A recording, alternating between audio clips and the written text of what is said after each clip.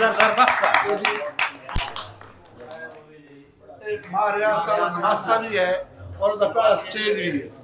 मारिया साहब साद मोतरा मारिया साहब मासा है और द पहला स्टेज जी माशाअल्लाह ये ਅਸੀਂ ਹਾਲੇ ਕੱਢਿਆ ਅੱਜ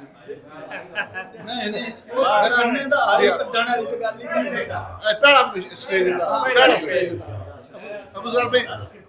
आराम ना चंगा सुना केक सुना दोस्तों एक बार मोड़ ताड़ियां मारो ना जनाब ताकि बच्चे दोस्त बताए बहुत अच्छा शाबाश देख के पढ़ना ये माफ करें एक गल पूछ लें या रब रहमान शफीक हां जदा ओदर पै मुलाकातां लई सदे अर्श ते तोड़ रफीक और मैं ते जक्कड़ फिराक दे नित गोले दस क्यों इतनी तफरीक है वाह शक पौंदा है खालिक विसर गया है ज़र बख्त तेरी तखलीक बहुत अच्छे बहुत अच्छे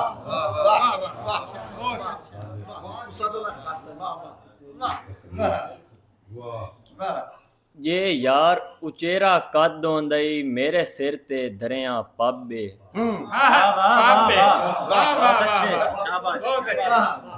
ये यार उचेरा कद होंदई मेरे सिर ते धरिया पाबे सिर खम रासी अल्लाह रासी दा सरकार सवेर ते शाबे बहुत अच्छे और हिमताल दे शिकवे कौन करे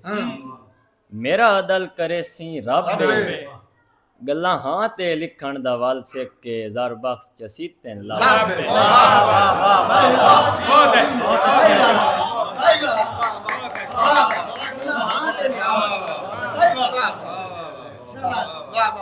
बहुत जिवें कूड़े हिजर दे खादियां दे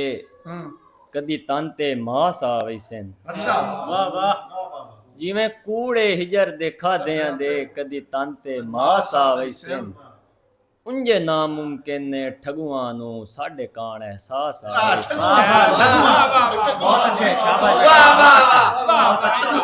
वाह वाह उंजे नामुमकिन ने ठगुआं नू साडे कान एहसास आ वैसन बहुत अच्छे और ज़र बख्त दी निखड़ के निभ वैसी केड़े घाटे खास आ वैसन हां तैनू नवियां संगतां पच पौसन मैनू हुसना रास आ वाह